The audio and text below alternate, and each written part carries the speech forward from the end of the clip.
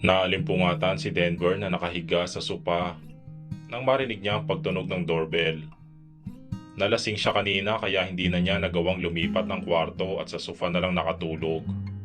Tinatamad pa siyang bumangon para buksan ang pinto, kaya laking gulat niya nang mabungaran si Charlotte na nakatayo sa kanyang harapan. Sa labis na pagkasabik na makita ito ay nayakap niya itong muli. Bigla niya nitong hinalikan sa labi. Hindi niya napansin na may kasama pala ito. Kaya naman gulat na gulat siya nang may tumikhim sa may bandang tagiliran niya. Napatingin siya kay Charlotte. Laman ng tingin niyang yon ang pagtatanong kung sino ang may edad na babaeng kasama nito. Inay, si Denver po. Denver, nanay ko. Pakilala nito sa kasama nito na nanay pala nito. Tila umakyat yata lahat ng dugo sa ulo niya nang tiningnan siya ng inay nito na tila mapanuri. Pero nakuha pa rin niyang magmano dito kahit iba ang tingin nito sa kanya. Pasensya na po kayo sa inasal ko kanina. Pasok po kayo. Hinging paumanhin niya. Sumunod ang mag-ina sa kanya. Hindi naman siya magkandatuto sa pagpulot ng mga nagkalat na basyo ng alak na kanyang ininom pati na plastik na mga chichiri ang kanyang ginawang pulutan. Nakamasid lang naman ang dalawa sa kanya. Hiyang-hiya siya kay Charlotte lalo na sa inay nito. Ano na lang ang iisipin ng nanay ni Charlotte sa kanya? Maupo po kayo. Naiilang na aya niya sa mga ito. Tumalima naman ang mag-ina. Ano po bang nais niyong inumin? Kumain na po ba kayo ng dinner? Wala pa po ako niluto eh.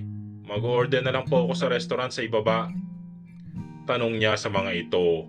Alam niya na sirang-sira na ang image niya sa nanay ni Charlotte. Kaya sinusubukan niyang bumawi. Naku, wag na iho. Nakakahiya naman sa iyo. Sagot ng nanay ni Charlotte habang ang kanyang pinakamamahal ay tahimik lamang na nakamasid sa kanya. Tatawag lang naman po ako, tita. Saglit lang po ito. Medyo nagugutom na rin po kasi ako eh. Sagot niya. Ang totoo'y nais lamang niyang makaharap pa ng matagal si Charlotte. Kinakabahan siyang baka umalis na agad ang mga ito at tuluyan na siyang mawala ng pagkakataon na makausap ang dalaga. Iniwan niya muna saglit ang dalawa at sa kwarto tumawag.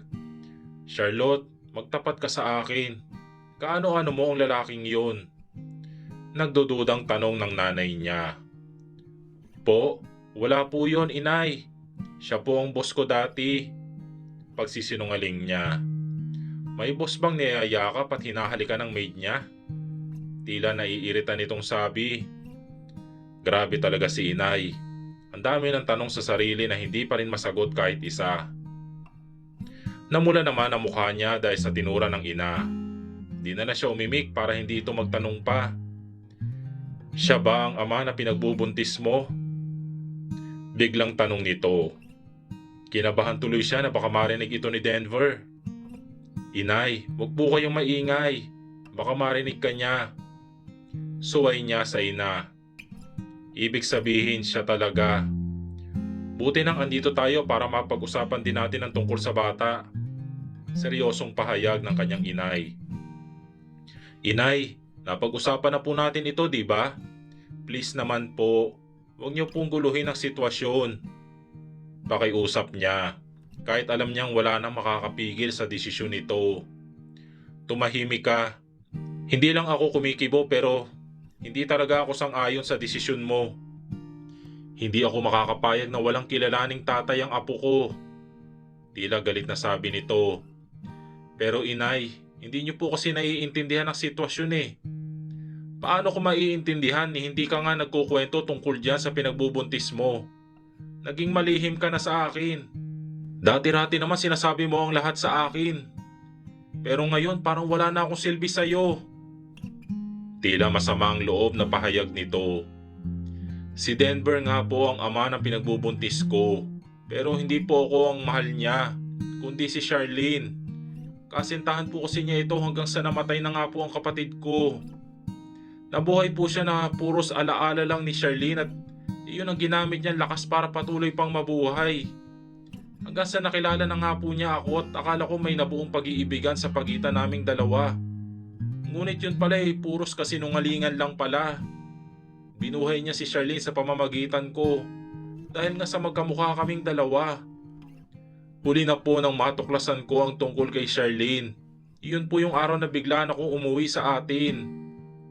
Naluluha niyang paliwanag sa ina. Ang ibig mong sabihin, hindi mo man lang siya hininga ng paliwanag, basta ka na lang umalis? Opo. Naku anak, maling-mali. Kahit sana ganun ang sitwasyon, hiningan mo sana siya ng paliwanag. Hindi na po ako nakapag-isip ng maayos, inay. Sobrang sakit po kasi ng nararamdaman ko noon, kaya nagpa siya akong umalis na lamang. Sige, pero kapag napatunayan ko na mahal ka talaga ng lalaking yan, hindi na ako maglilihim pa. Malabo pong mangyari yun, inay. Matamlay na sagot niya sa ina. Hindi na ito nakasagot pa dahil dumating na si Denver. Pasensya na po kayo, medyo natagalan po ako. Hinging paumanhin niya sa dalawa. Okay lang iho, naparito kami nitong anak ko dahil may tatanong sana ako sa iyo. Sabi ng inay ni Charlotte. Kinakabahan man si Denver pero pinilit niyang huwag ipahalata iyon. Pero marami nang naglalarong mga agam-agam sa utak ni Denver. Sige po, ano po ba yon tita? Nauutal na tanong niya sa inay ni Charlotte. May kinuha ito sa bulsa ng shoulder bag at ipinatong sa lamesa na nasa kanilang harapan. Napamaang siya sa nakita ang picture ni Maxine doon. Alam niyang ito ang picture na nasama sa kanyang drawer sa kwarto. Kasama ang marami pang litrato nito doon. Ibig sabihin pala kinuha ito ni Charlotte. Si Maxine po iyan. Tita. Ang una kong kasintahan. Tipid na sabi niya at pautal-utal. Napansin niya ang sakit na gumuhit sa mukha ni Charlotte nang banggitin niya ang pangalan nito. Ngunit nagtaka siya dahil pati ang inay ni Charlotte ay tila maiiyak na din. Patay na ba talaga siya? Halos walang lumalabas sa boses sa bibig nito. Pero naiintindihan naman niya. Naguguluhan man ay sinagot pa rin niya ito. Opo tita, mahigit 8 taon na po. Sagot niya. Sa pagkakataong iyon naluha na ang inay ni Charlotte na lalo naman niya ipinagtaka. Si Charlotte naman ay pasimpleng nagpupunas ng luha. Saan siya nakalibing? Tila nahihirapan itong muling tanong. Sa Bicol po, sa lugar ng papa ko. Sagot na lang niya kahit gulong-gulo na talaga siya. Sa Bicol? Kaya pala hindi namin siya matagpuan kahit anong hanap namin. Sabi ulit ng inay ni Charlotte habang nagpupunas ng luha. Po, ano pong ibig niyo sabihin? Nagtatakang tanong niya. Ngunit hindi ito sumagot. Pagkus ay nagtanong muli. Anong sanhi ng pagkamatay niya, iho? Muling tanong ng inay nito. Natigilan siya sa tanong nito. Hindi niya sigurado kung kaya niyang banggitin ang sanhi ng pagkamatay ni Maxine. Kahit isipin pa lamang niya ay parang hindi niya kaya. Kaya nanatili lamang siyang tahimik at yumuko. Parang awa mo na, iho. Gusto kong malaman. Importante ito para sa amin ni Charlotte. Pakiusap nito nang hindi siya nagsalita. Inay, pwede po ba? Huwag niyo nang alamin ang tungkol dyan. Mahirap po para kay Denver ang tinatanong ninyo. Sabi ni Charlotte sa ina. Okay lang, Charlotte. Sabi niya sa dalaga. Tita, hindi po magandang nangyari kay Maxine sa mga huling sandali niya dito sa mundo. Panimula niya habang gumagaral-gal ang boses niya sa puntong iyon. Denver, kung nahihirapan ka, wag mo na lang ituloy. Alam ko napakahirap nito para sa iyo. Kaya wag mong pilitin ang sarili mo. Naluluha na rin sabi ni Charlotte sa kanya. Okay lang ako, Charlotte. Pasensya na po tita, medyo naging emosyonal po ako talaga pagdating kay Maxine. Isa po kasi siya sa pinakamahalagang tao sa puso ko. At masakit po sa aking sariwain ang masasakit na alaala na nangyari sa kanya. Naluluha niyang hinging paumanhin sa ina ni Charlotte. Ako ang dapat manghingi ng pasensya sa iyo, iho. Dahil pinipilit kong ungkatin ang masakit na alaala mo pero kailangan ko talaga malaman ang sinapit niya, iho. Masakit man pero kailangan kong tanggapin. Sagot naman ito sa kanya. Okay lang po tita, pero bakit po ba nais niyong malaman ang tungkol kay Maxine? Tanong niya. Pero nagtinginan lang ang mag-ina. Parang ayaw ng mga itong ipaalam sa kanya ang dahilan, kaya nagpatuloy na lamang siya. Ginahasa po siya ng walang hiya niyang kapitbahay at napatay siya nito. Tila hirap na sabi niya. Nagulat siya nang biglang umiyak ng malakas ang inay ni Charlotte. Si Charlotte naman ay niyakap ang ina habang umiiyak din. Diyos ko, Charlene! Ang kaawa-awa kong si Charlene! Panaghoy nito. Nadadala siya sa pag-iyak ng mga ito, pero naguguluhan siya kung bakit imbis na si Maxine, Charlene ang tinatawag nitong pangalan. Charlene, patawad anak ko! Wala ako sa tabi mo noong panahong naghihirap ka. Wala ako sa tabi mo kahit sa huling sandali mo dito sa mundo. Napakawalang kwenta ng inay mo. Patawad anak, patawad. Patuloy na panaghoy nito na ikinagulat naman niya. Anak niya si Maxine. Ibig sabihin kapatid ni Maxine si Charlotte. Bibing sigaw niya sa kanyang isipan. Inay, tama na po. Wala na po tayong magagawa sa masaklap na sinapit ni Charlene. Magpasalamat na lang po tayo dahil kahit papano, natagpuan na po natin siya. Tahan na po inay. Baka kung mapano ka pa. Umiiyak na alon nito sa ina. Siya naman ay hindi makahuma sa mga natuklasan mula sa mag-ina. Hindi siya makapaniwala na ang dalawang babaeng minahal niya ay magkapatid pala. Ngayon sigurado na siya na ito talaga ang kagustuhan ni Maxine. Sadyang pinagtagpo talaga silang dalawa ni Charlotte ni Maxine para na rin sa ikaliligaya ko at ikaliligaya ng kakambal niya. Salamat Maxine. Siguro naman ngayon masaya ka na kung saan ka man naroroon. Sayang nga lang at hindi mo sila nakilala ng personal pero alam ko na nandyan ka at nakamasid sa kanila. Sabi ni Denver kay Maxine sa isipan. Nang mahimasmasa ng inay ni Charlotte ay minabuti niyang hindi na ikwento dito ang buong detalye ang pagkamatay ni Maxine. Puro masasaya at magagandang katangian ni Maxine ang kinuwento niya dito.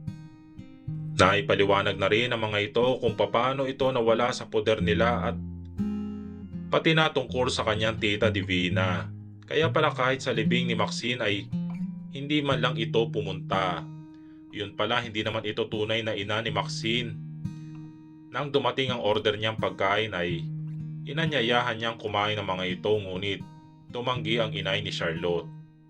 Wala daw itong gana kaya sinabi niya kay Charlotte na pagpahingahin muna ito sa kwartong inuukupan nito dati. Sumunod naman ito. Sinamahan niya ang mag-ina nang makahiga na ang inay ni Charlotte ay nagpasalamat ito sa kanya. At sinabi kay Charlotte na kumain na dahil nakakasama sa kanya ang pagpapalipas ng gutom. Nangunot naman ang noo niya. Naisip niya na baka may sakit si Charlotte. Naku, wag na po inay. Busog pa po ako. Sa bahay na lang po pag-uwi natin. Tanggi nito. Anak, wag nang matigas ang ulo mo. Alam mo naman ang kalagayan mo, di ba? Sabi nitong muli sa anak. Napansin niyang tila kinakabahan si Charlotte. Butil-butil din ang pawis nito kahit may aircon sa loob. Sige po inay, iwan po muna namin kayo. Tila napipilitan itong sabi sa ina. Di kaya nais lamang niyang iwasan ako? Tanong niya sa sarili. Sabay na silang nagtungo sa kusina. Pinaupo naman siya nito dahil ito na daw ang maghahain. Hinayaan lamang niya ito. Napakaganda pa rin talaga ng kanyang mahal. Medyo nahihiya nga siya sa itsura niya dahil mahaba na ang kanyang buhok. Pati na bigote at balbas niya ay pinabayaan na lamang niyang humaba. Tapos nangangayayat pa siya pero ito, napakaganda pa rin. At ito na naman ang pasaway niyang puso. Napakabilis na naman sa pagtibok. Mahal na mahal niya talaga si Charlotte. Ngayong nasa harapan na niya itong muli, walang pagsidla ng tuwa ang kanyang puso. At ipinangako niya sa sarili niyang hinding-hindi na siya papayag na magkawalay muli. Tumalikod ito sa kanya dahil inaabot nito ang mangkok na nasa itaas ng cabinet. na lagayan ng mga mangkok. Umangat ang blouse na suot nito. Napakunot ang noo niya nang mapasing parang tila lumaki ang balakang nito. Medyo tumagilid kaya napansin din niya na tila maumbok ang puso nito ngayon. Kabisa niya ang bawat sulok ng katawan ng kanyang mahal, kaya alam niya na hapit iyon dati. Biglang may kung anong kabang bumundol sa kanyang dibdib. Nakita niya tumapak ito sa bangkitong nakita nito sa ilalim ng lababo. Biglang tila kidlat na tinakbo ito ni Denver na makitang nawalan ito ng balanse kaya bago ito bumagsak ay nasalo niya ito ng pakabig sa kanya. Hindi napaghanda ni Denver ang pagbagsak ni Charlotte sa katawan niya. Kaya magkasabay silang bumagsak sa sahig. Nasa ilalim siya at nasa ibabaw naman si Charlotte. Sabay silang napamulaga at ang maramdaman niyang magkalapat ang kanilang mga labi. Itutuloy.